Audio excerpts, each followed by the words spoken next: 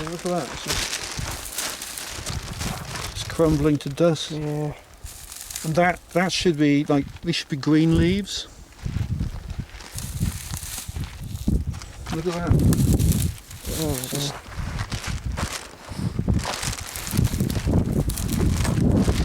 that is worrying.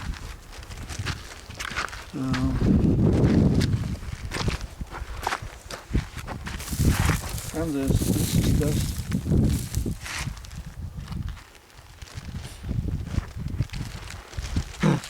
I should do a big article on this. For Tenerife Islander. For my Tenerife Islander web pages. Oh yeah. I may send something to Tenerife News.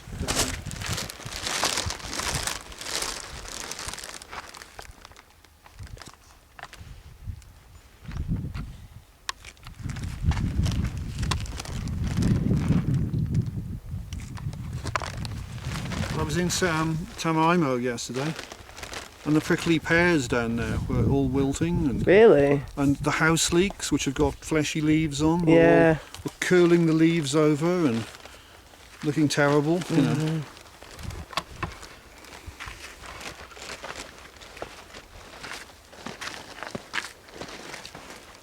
Oh good, there's a little patch of green there.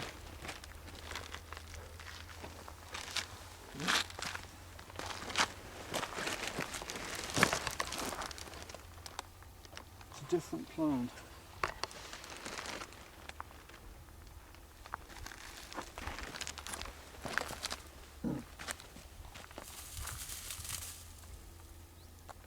So that's dead.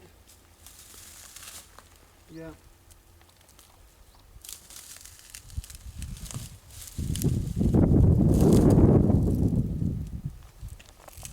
It's completely dead.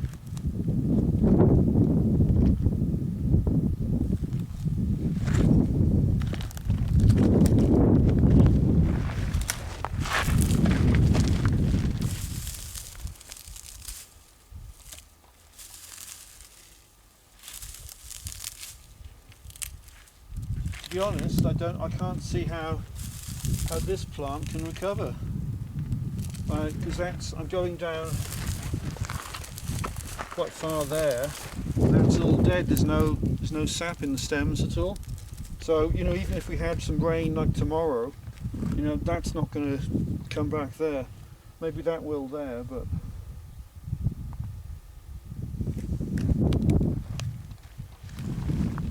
Are they not designed to go through dry patches, these things?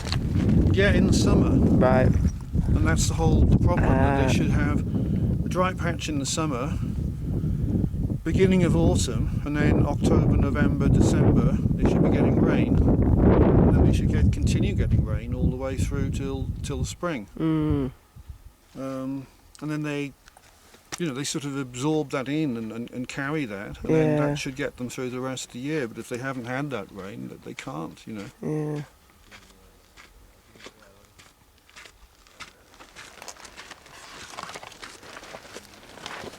I was looking in Tenerife News to see if there was anything about this. I couldn't find anything about droughts in Tenerife now, but you know, it seems pretty obvious to me that we're in one. Yeah.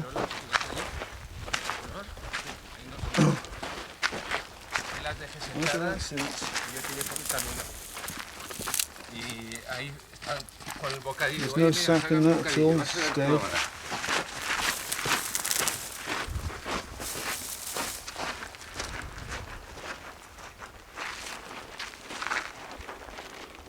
You know, in my opinion, this is serious because, you know, if we don't get some rain and well, I mean, that's alive there.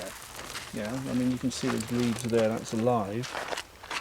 But, you know, if most of that died, then eventually it'll just, well, it goes to dust. And this would become like desert, really, rather than scrubland, which it is now. And there's nothing anybody could do about it. You know, you can't say sort of water it, you know, because you couldn't sort of, well, you could bring some water here, but you couldn't bring enough water to water all that. Yeah. And even if you did, then the sun was just going to evaporate it again. So, Also on this island, they are quite concerned about leaving nature to do its own thing. And so however it turns out, is, if you like, how it was meant to be, and how the ecology here works. But what I'm saying is that the ecology here in particular is messed up completely, because we haven't got enough water here.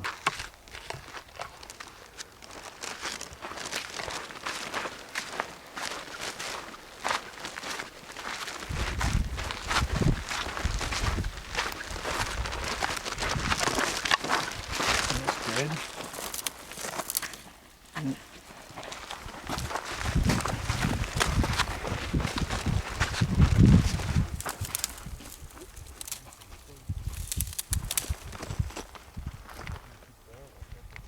I don't understand why nobody else has been on about this, to be honest.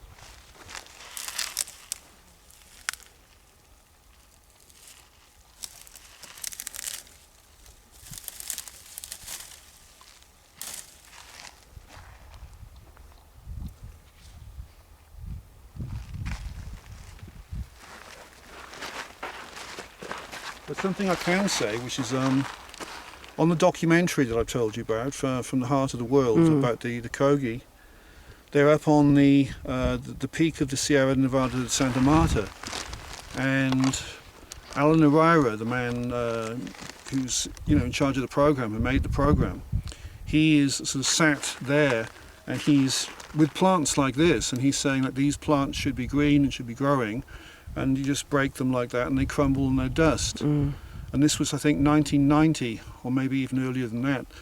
And the Kogi Mamas were very concerned then that the snow that they should have up on the peak of their mountain wasn't there, and the plants were dying. And what they say, which makes sense to me, is if there was no snow up on the mountain peak and there was no cloud, okay, then there is no water comes onto the mountain. And if there's no water comes on the mountain, there's no water for down below on the coast, and so it all dies. And we actually have that situation here, And I don't care whether nobody else can see that. I can see that. And I would say if you could get a Kogi Mama from Colombia over here and say, what do you think of this? He'd say it's the same here as it is in the Sierra Nevada de Santa Marta. Yeah.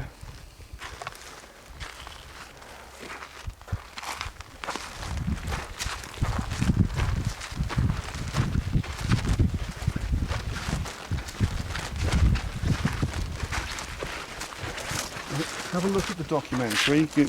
You'll see me talking about it. Yeah, I will.